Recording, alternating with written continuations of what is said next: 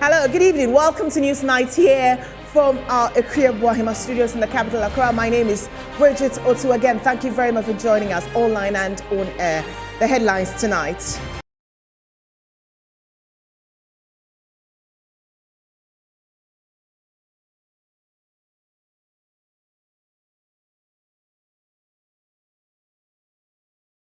Cabinet to decide on the ban of construction of new LPG outlets as tanker drivers continue their strike.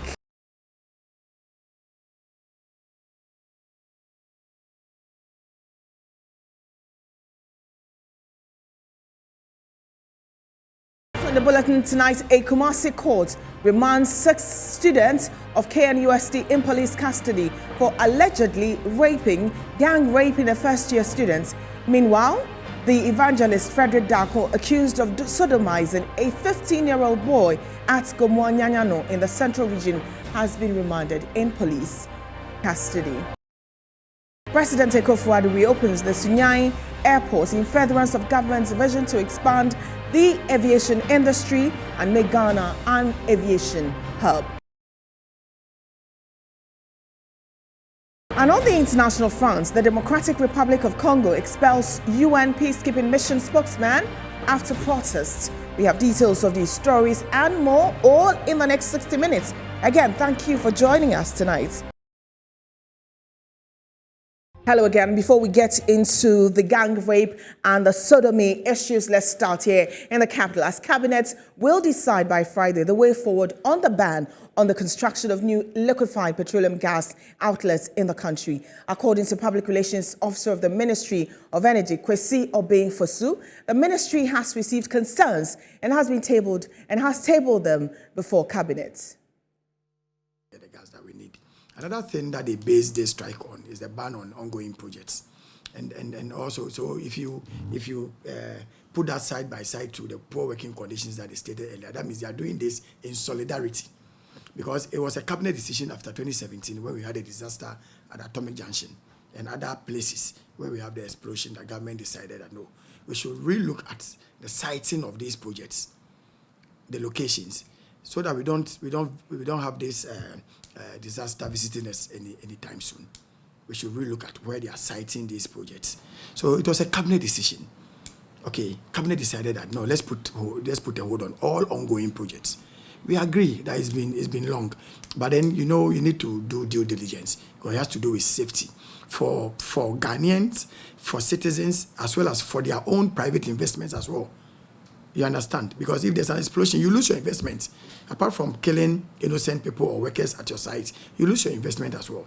So it's a double-edged sword anyway. It will inure to the benefit of citizens, protect lives and property, as well as protect your business or an investment. So government is working. You need time. NPA, as I speak to you, just as they brought out their release, the ministry has already worked on their memo to cabinet with regards to the lifting of the ban already. So it was something the ministry has already worked on before this came. So today, cabinet is meeting, and it is part of the issues on the table for cabinet to deliberate on. So I believe after today's cabinet meeting, tomorrow is a holiday, Friday, whatever cabinet will decide, we will communicate it. Right, and we're going to on the phone and speak to George Nyaunu. He's the president of Ghana National Petroleum Tankers Union. A very good evening, and thank you very much for joining us. Good evening, and thank you for having me. I want to believe you heard what the PRO said, of Ministry of Energy said, and I just want a quick reaction to the fact that he says all your concerns have been tabled. Has that been communicated to you, and does that in any way make it better for you to relax on the strike? Okay, thank you so much. Honestly, as he's speaking right now, before I hear that all our issues and challenges have been tabled before authority. Right. Yeah. But what I want to say is we only received a letter this afternoon that, God willing, Friday morning around 10 o'clock, they will meet us to discuss all this issue with us. Okay. And the letter is from where? Yeah, from MPA. Okay. The letter is from MPA. Okay. So Yes. prior to that, there has been no engagement because we engaged the NPA and they said that you failed to show up to the meeting. They waited several hours and you didn't show up. And that's surprising because you say it's of great concern to you. Why didn't you show up? Thank you. You see, we need to be truthful to each other because we are not discussing this between the two of us, but it's on air.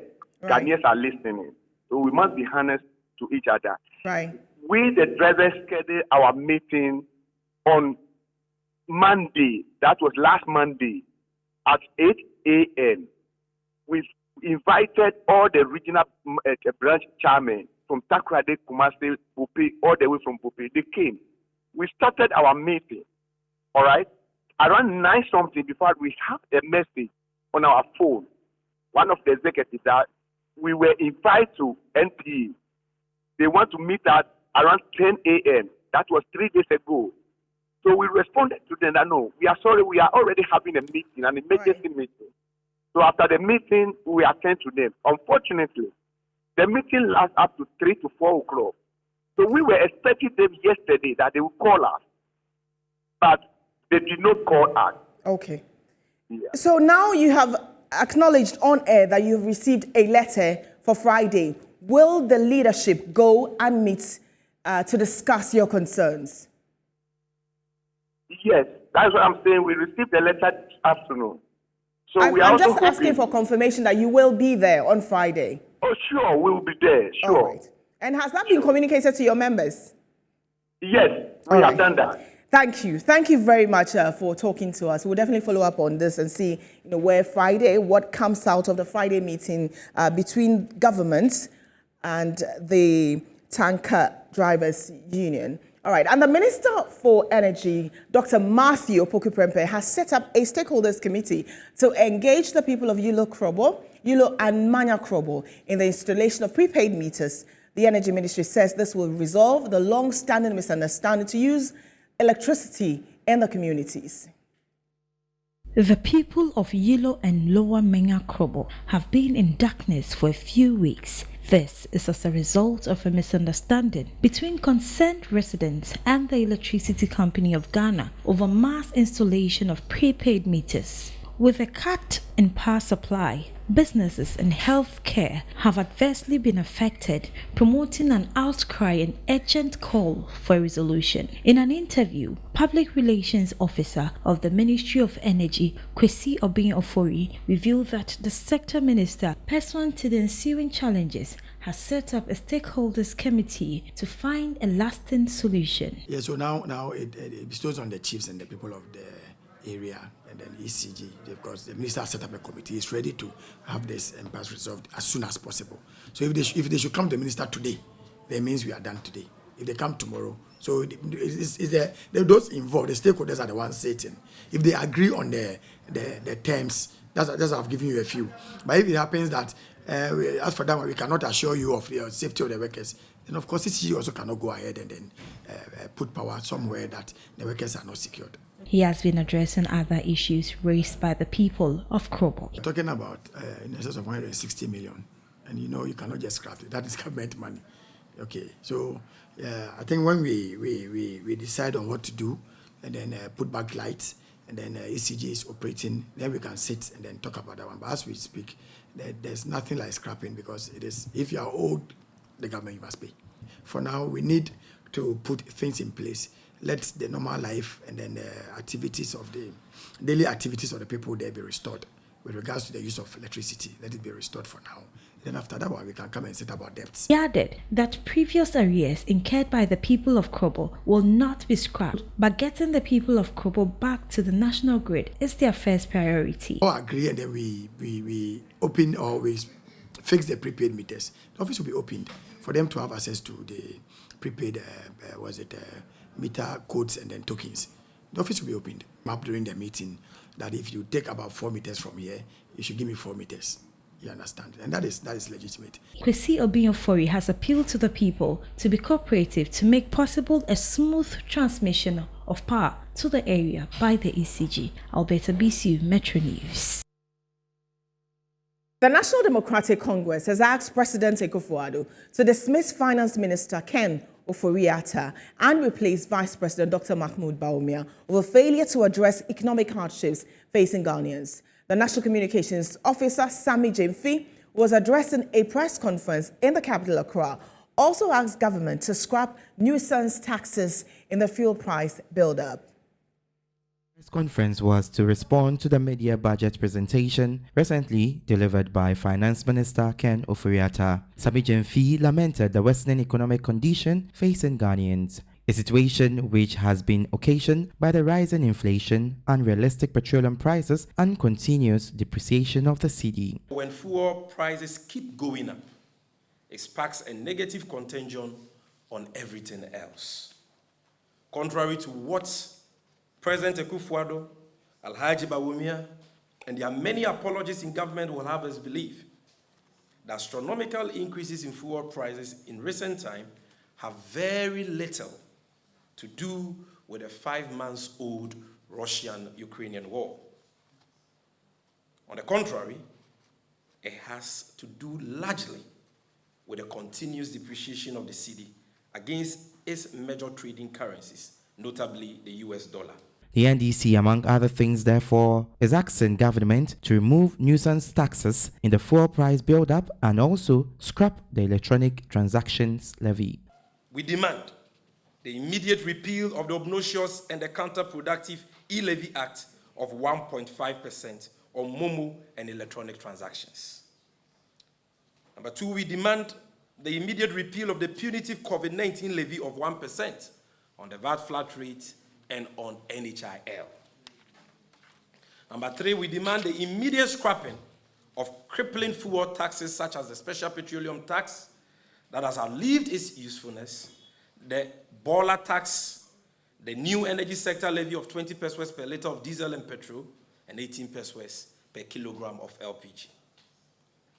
Number 4, we demand the immediate suspension of the 9 pesos boss margin, the price stabilization and recovery levy of 16 pesos and 14 pesos per liter of petrol and diesel respectively. The party also wanted President Akufo-Addo to dismiss the Finance Minister Ken Ofori-Atta and replace Dr. Mahmoud Bawumia as the head of the economic management team. President Akufo-Addo's cousin has run down our economy through excessive borrowings that his personal company Data Bank profits from. Today, his name scares away investors and evokes a feeling of insecurity for every Ghanaian. Ken Ofori-Atta has become like stale water in a bottle, and the earlier President Akufo-Addo fire his underperforming cousin, the better for the economy and all of us.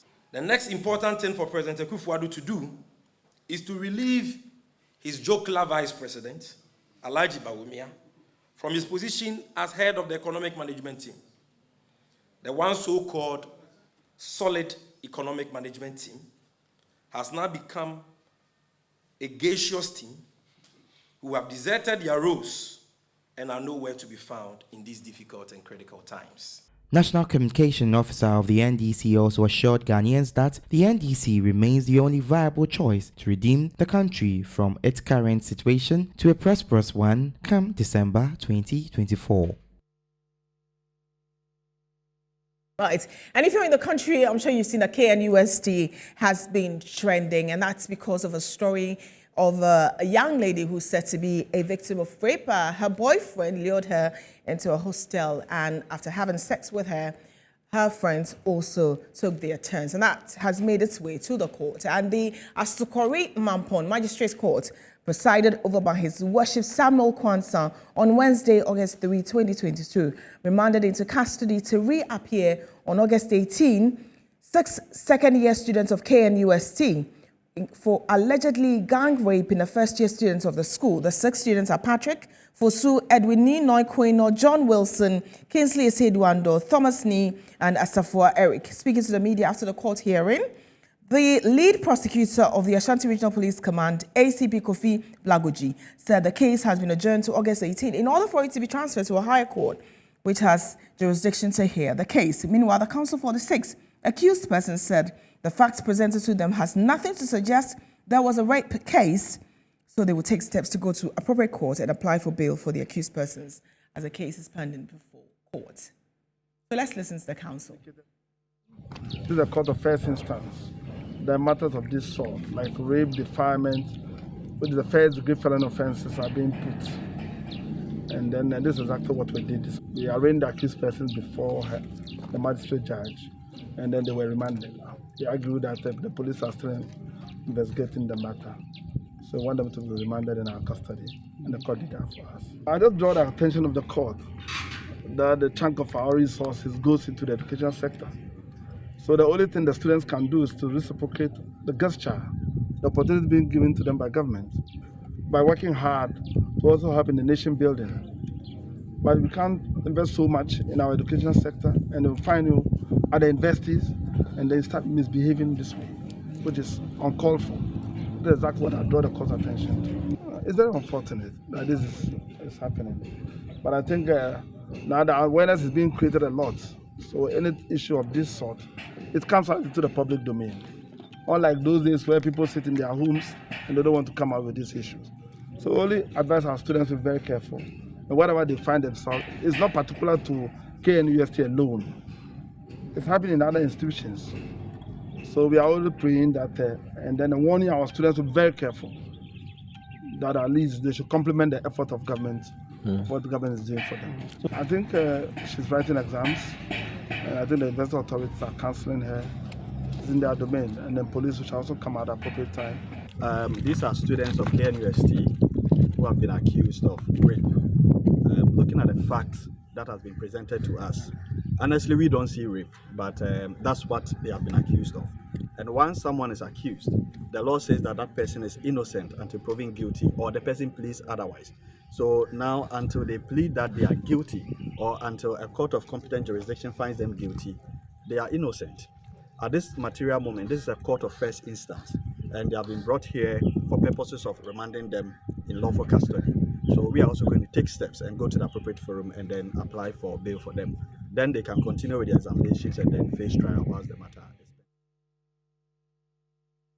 And also we brought you the story of a 15-year-old boy who was sodomized by a supposed evangelist. And the 37-year-old evangelist, Frederick Dakon, who has been accused of sodomizing a 15-year-old boy at Gomwa Nyanyano in the Gomwa district of the Central Region, has been remanded to police custody. The Fakor Circuit Court, presided over by His Lordship Ebenezer Osei Dakon, committed the suspect to a 2-week remand term as police continues to investigate into the matter at hand. An accused person is expected to reappear before court on Wednesday, August 17, 2022. Mother of the victim, Millicent Yeboah, wants the police to conduct thorough investigations into the matter and have the perpetrator punished for the offense.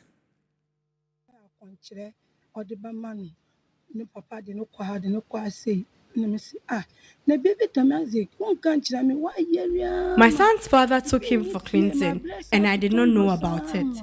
But my son was always sick, and I tried severally to find a cure to his sickness, but to no avail. It was then my son's father told me about the spiritual cleansing. We then reported the issue to the police. I want them to investigate the matter. We need justice. Police report there, call year report.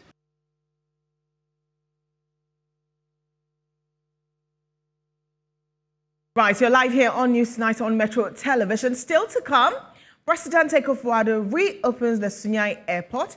We'll tell you more on that after the break. To commence work on the rehabilitation of the airport, which began in 2019 and has cost 52 million Ghana cedis to complete.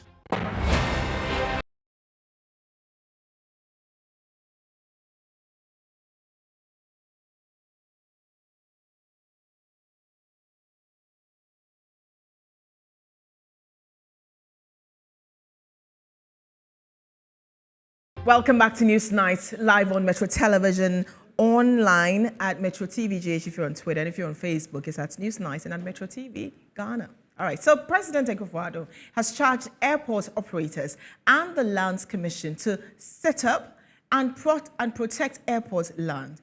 He said the practice where encroachers trespass on airfields is a hindrance to future expansion. The Sunyani Airport is now opened for business after it was shut down in 2016 for renovation. The first phase of the project has been completed at a cost of 52 million cedis.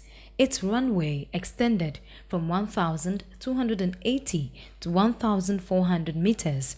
According to President Akufo-Addo, the project forms part of government's vision to expand the aviation industry and make Ghana an aviation hub. For an airport of such rich history to be allowed to deteriorate and be temporarily shut down in March 2016 was in bad taste. And that is why in the run-up to the December 2016 general election, I promised to do something about it. In line with my government's policy to provide a functional air travel infrastructure to enhance the development of our nation's middle belt and strengthen the growth of agriculture, general business, and industrial transformation, a works contract was awarded to Messieurs Resource Access Limited to commence work on the rehabilitation of the airport, which began in 2019 and has cost 52 million Ghana cedis to complete. Soon, the processes will be complete for phase 2 of the Sunyani Airport Rehabilitation Project to begin. Prior to the commissioning, there were growing concerns that the airport lands have been the target of encroachers. The activities affect the safety and future expansion of the airport, and the president called for this to cease. This phenomenon threatens the future expansion of airports in the country. It has to be stopped. The operators and regulators of our airports, as well as the Lands Commission and Nananum, need to set up and ensure the lands belonging to the airports are managed properly and duly protected, not only for future projects of expansion, but also for safeguarding lives and property. He promised the people of the Bunu region for more projects to boost economic activities. Right, and we brought you the story of a Siao Eme Basic School who was studying at a defunct cemetery. Now, when that story aired, the MC denied it, saying that indeed the school had been there less than a year. So Metro TV went back, revisited, and engaged the students, and they had actually been studying for well over 3 years. We'll bring you details of more story from that place. Macho teachers from there were charadi but baby I won any ya hanuma kakra na nsuto wi abo na yetim owo kwa timimba na abeto fem na ye na ye veskata fia no ye kokope baby atena se bibia tutwa ansa na ye na ye ba betena esua e ma ye nsu ye bohu se ye bebe school. You may be looking at several stones peering through the ground. These are no mere stones. They are remnants of a graveyard. Where these students are studying is a defunct cemetery. After this story was aired, the MC for Nsaom Adwejiri, Mr. Boabin, said, as purported in the story, that these students or these pupils are studying in a defunct cemetery. It's not true. He has been here, and then the students are not in a defunct cemetery, neither are they near a cemetery. I am currently standing in class 4 or the stage 4 classroom. This tree is where the stage 4 pupils learn. I'm going to turn the timer on my phone on, and then we'll walk from the defunct cemetery to the main cemetery where the graveyard is.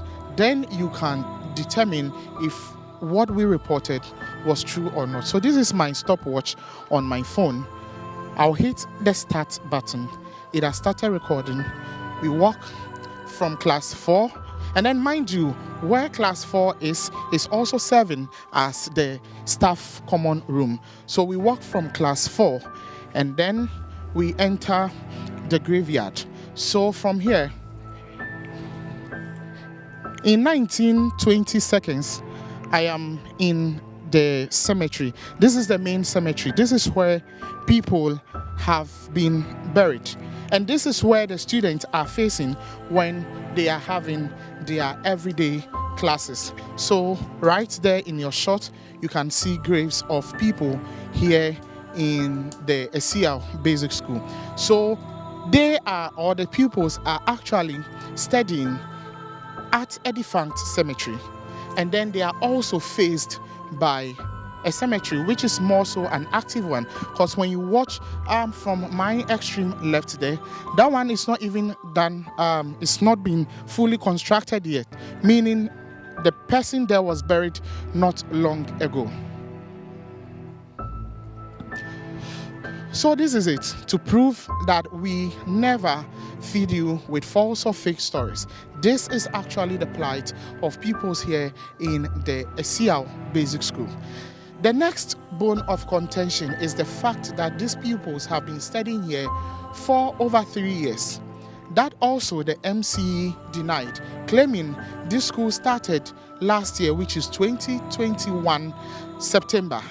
So it is barely a year old. We would get to interact with other people to find out, one from pupils when they started school here and then their current stage, and also find out from other residents when they saw the school starting up. So let's get on to that.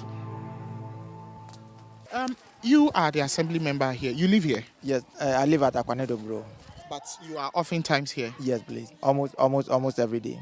Okay. So first, can you confirm where we are currently standing? We are in the class 5 and 4 classroom. Is this place a defunct cemetery or not? Yes, please, it is.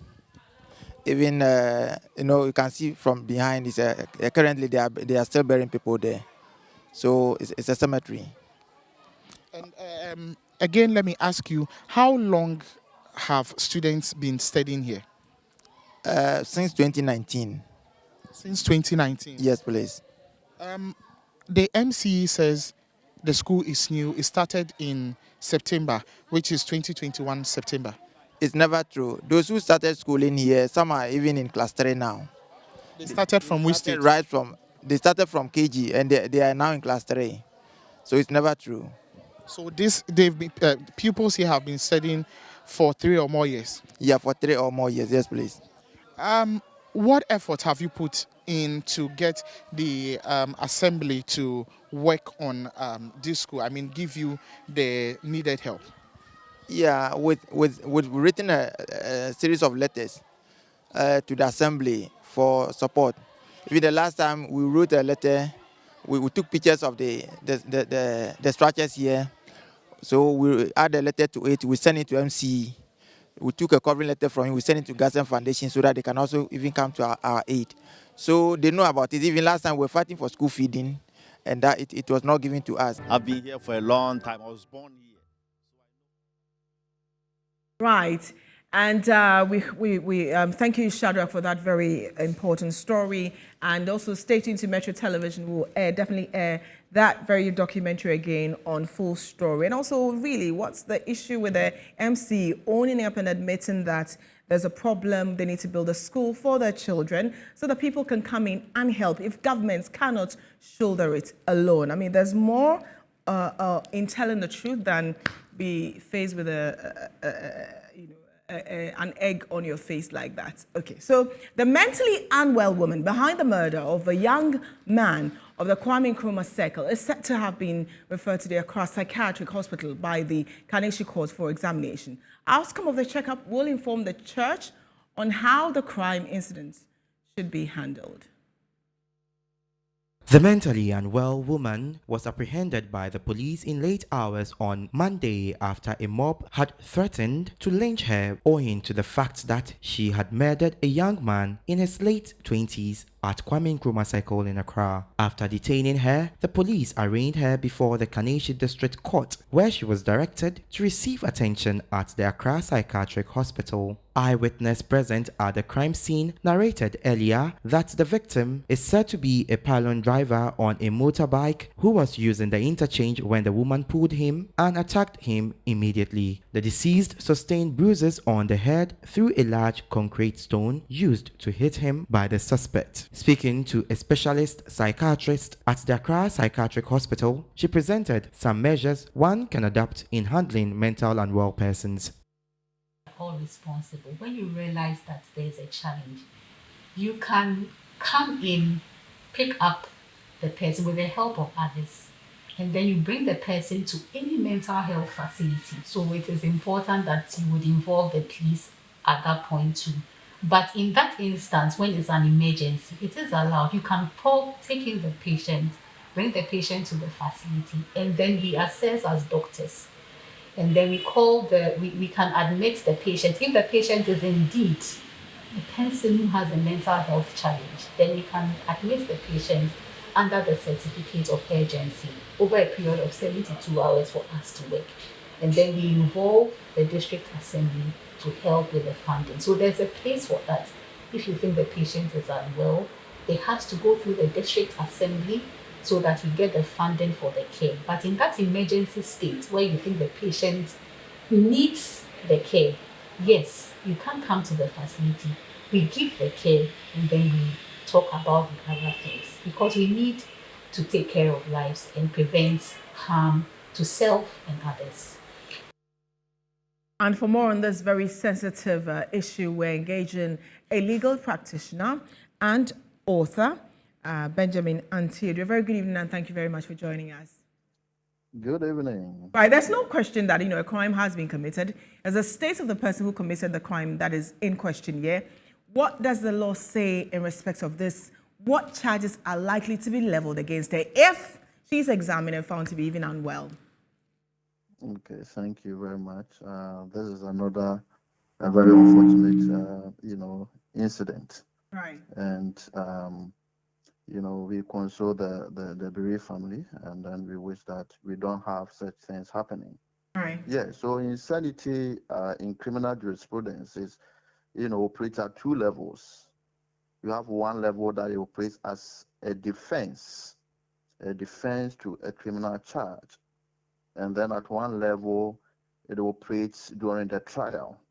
So as you can see, there could be a committal trial that has started at the district court, right. where the referral to the mental health facility was given.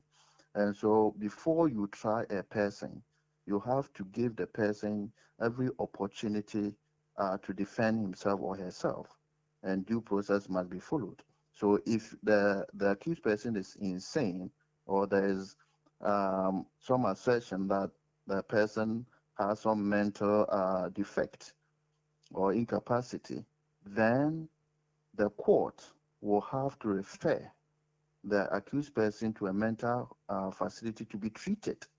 Because if you are unwell, you cannot be in a sound position to defend yourself. Right. And exactly that is what the court has done.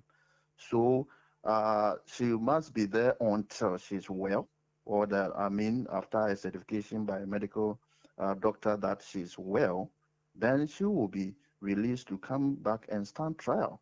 And I'm sure it's a trial or prosecution for murder that might have started. Okay, so if she's found to be sane, in this case, for a lot of people believe she's insane, but if she's found to be sane or mentally challenged, then she would be she would be referred to seek medical help, correct? Yeah, so the point is that we are looking at insanity at two levels. Right. The first one is in the course of the trial. You see, the fact that you are insane at the time of your arrest doesn't mean that you were insane at the time you committed the offense. So let's say it is possible, I'm not saying in this particular instance, it's possible right. that the woman was sane at the time she committed the offense, but she appeared or became insane after arrest. So in whichever case, she has to be first detained and assisted to gain, sanity before she can even stand trial. Because you can't put somebody who is insane to try and expect that person to defend himself or herself. So that is the first thing. Then when she regains maybe sanity, then she will go back and stand trial. And that is where the court will ascertain if she alleges or the lawyers alleges that she was insane at the time of commission of the offense. Then they will have to prove. Insanity is a defense and rests with the accused person. You have to prove to the court that you were insane at the time you committed the offense, or you suffered or labored under some defect of mind or infirmity of the mind. Okay. Yes. Right. Thank you. Thank you very much for talking to us. Benjamin Ntiedu is a lawyer and an author as well. You're live here on Newsnight. We're taking a break. When we come back, we'll look at the latest in business with Winston Taki. Stay with us.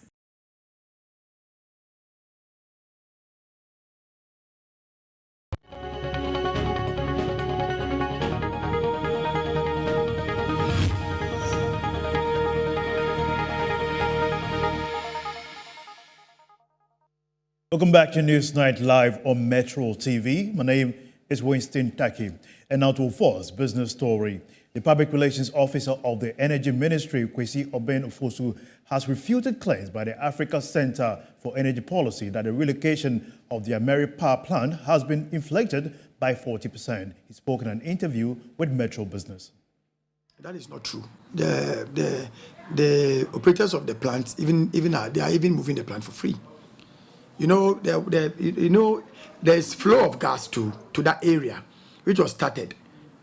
There was a project that was channeling gas to those areas so that you can channel gas to the mining areas to also power their installations, their thermal installations. You understand? So it has not been. I don't have the figures. I can't give you figures, but it is not true. Minister has explained time and number that it is not true. Rather, Ghana is actually going to save on this because they are going to operate the plant when it gets to Kumasi to defray the cost. So how can you inflate the cost by some percentage? Service providers in that space decided that they need an installation in the middle part of the nation. The middle belt of the nation, they need an installation, a strategic installation that will soar up the energy in the middle part of the nation. So that when we push the energy from the southern part here, by the time it gets to the middle belt, we've encountered a lot of transmission losses. But if we have a plant in the middle part that is also producing to soar up the energy that we need in that space, it will not make us lose enough. When you transport along a longer route or a longer line, you encounter some. Now, away from that, Data Bank anticipates that a better food harvest season could tame the rise in food inflation from latter part of the third quarter to the fourth quarter amid improved rainfall, which has been better than the previous year.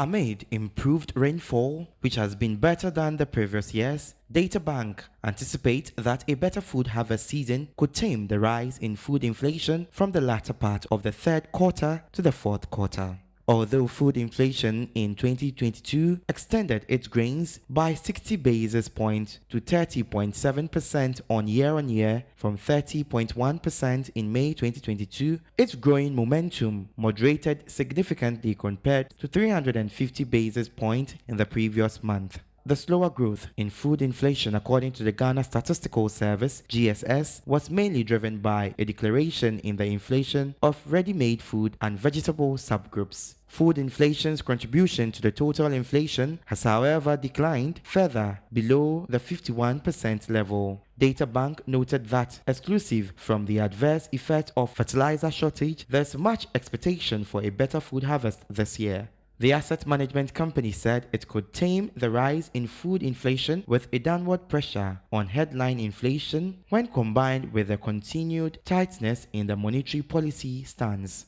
In addition to the global stock to fertilizer cost and food supply chain, Data Bank observed that this year's food inflation trend partly reflects the lagged impact of the disappointing harvest from last year. They further stated the poor rainfall pattern during the 2021 planting season undermined food harvest and led to an uptick in the September 2021 inflation against the historical trend of a decline in September inflation rates. Notwithstanding the Bank of Ghana's tighter policy stance, inflation showed little of moderation as the cost push factor evaded the immediate reach of monetary squeeze. Now, the Deputy Minister of Trade, Herbert Crapper, has appealed to institutions, both public and private sector, on the export value chain to help drive the implementation of the National Export Development Strategy aimed at driving the growth and development of non-traditional export. The National Exports Development Strategy is designed to guide the development and growth of the non-traditional export sector from 2020 to 2029. It is established that the size of the non-traditional export sector will rise from $2.8 billion in 2018 to an annual target of $25.3 billion by the end of 2020. The workshop by the Ghana Export Promotion Authority is to provoke various stakeholders across the value chain of exports to ensure attainment of the target. Dr. Ifua Asabia Asari is the Chief Executive Officer of the Ghana Export Promotion Authority. After the first year of the NET's implementation, records indicate a 3.3 billion revenue from NTEs. This represents a 17% growth over 2020 earnings of 2.84 billion, posing an increase in the annual growth rate of 7.07%. We are indeed charting an integrated approach in terms of finding the right mix, but also the need for partnerships for a groundbreaking approach to implement the strategy. This conference is to provoke us all to make things happen and think like there is no box. Deputy Minister of Trade, Herbert Crapper, called on all institutions, both private and public, to trigger the intervention outlined in the National Export Development Strategy document. If after all the agreements and protocols and annexes and meetings and conferences and etc., we do not add value to our abundant and begging natural resources for export, we have failed.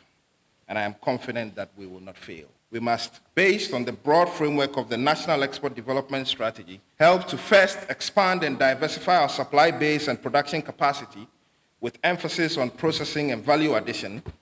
Second, improve the policy, regulatory, and legislative environment. And finally, build and expand the required human capital for industrial export development. That'll be all we'll give you for business tonight on Newsnight. My name is Winston Taki. We'll be back with sports with Phil John Korte after this break. Stay tuned.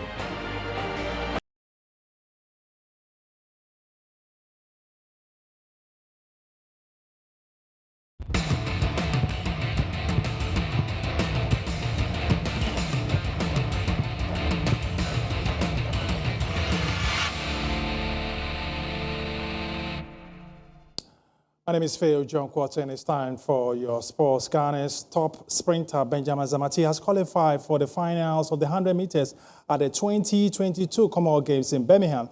Sean Safo, however, failed to make it. Asha in Nigeria. Scott Thomas left there in blue, and Bailey Cole of Jamaica has got some work to do at the moment. Ominyala beginning to move away now, going well in lane 2 is Safo Wankwe, but Ominyala winning by a metre there, good running too, coming through in the second half, the Cameroon athlete Emmanuel Seme. I said he'd come through late, the 200-metre specialist.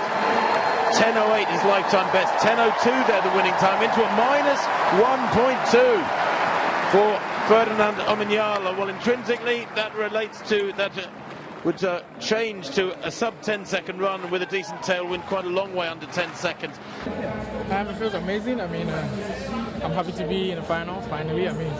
Looking back at whatever that happened in Oregon, I think I found my feet now. Moving forward, I'll go with the race again. And then in about 2 hours, I'll come back and then put on the show. I see that my style is not okay. It's not about people saying it, but I see it myself, and I've been working on it. I knew there would be a time to come where I'll be able to react to a gun, and this was the moment where it happened perfectly.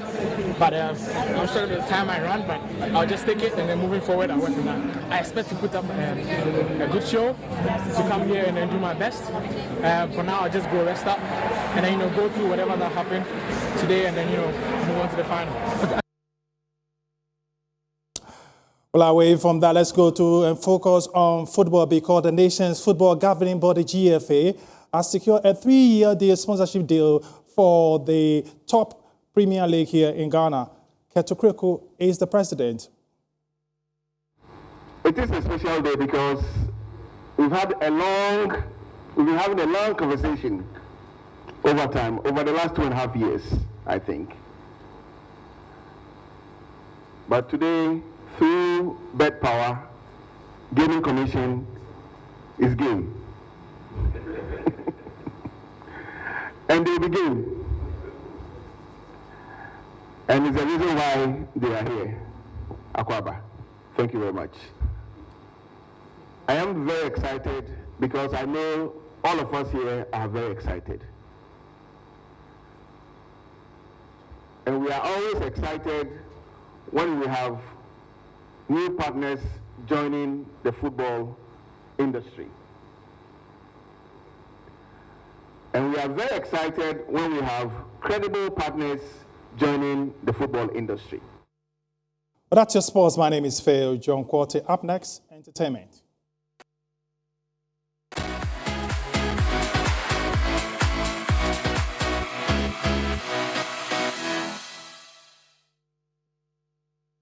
Well, it's now for entertainment news. My name is Esiedua Akumia.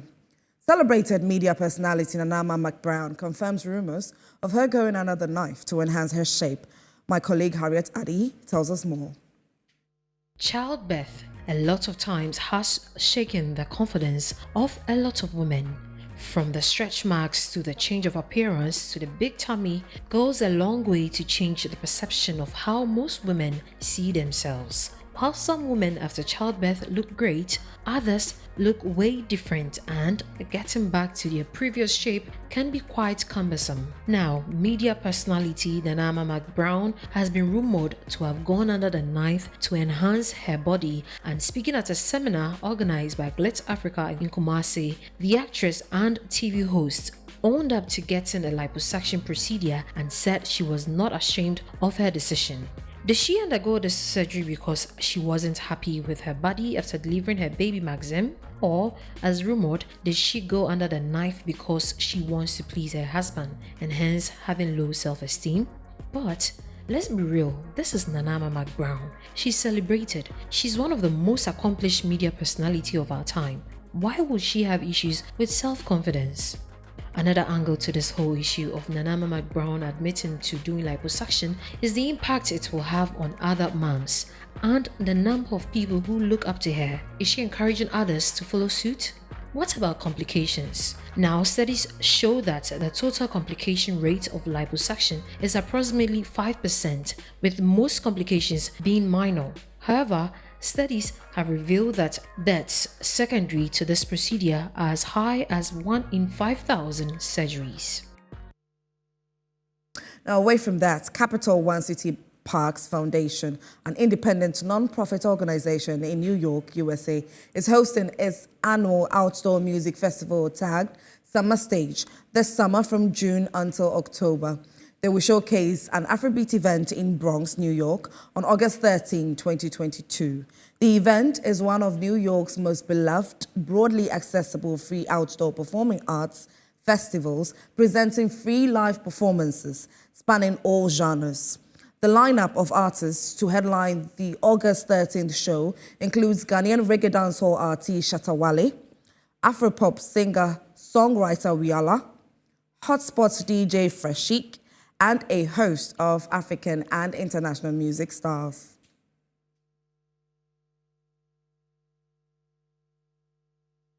But that's it for entertainment news. My name is Esiedua Akumia.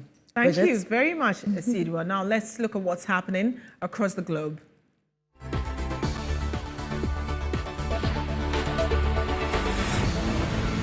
The government of Congo says UN Representative Matthias Gilman had made indelicate and inappropriate statements which contributed to the tensions between the population and MONUSCO. The Congolese government also said this week that it would reassess the mission's withdrawal plan in light of the protests, a decision that MONUSCO said it supported. This is part of the country's incentives aimed at improving teachers' livelihoods. Under these new revisions, secondary school teachers will also see their pay increase by 40%. The country's education ministry announced on its official Twitter page on Monday, August 1st. When U.S. House Speaker Nancy Pelosi touched down in Taiwan on Tuesday night, China was ready with its response. In quick succession, a slew of government and political bodies fired off statements condemning the visit and warning of its severe impact on U.S.-China relations, while China's military said it will immediately launch air and sea exercises and released a plan for drills surrounding the island in coming days. Right, and that will do for Newsnight. Thank you very much for joining us. And like Nana Amama Brown said, if you've got the money, do it. We're back tomorrow. My name is Bridget Otu.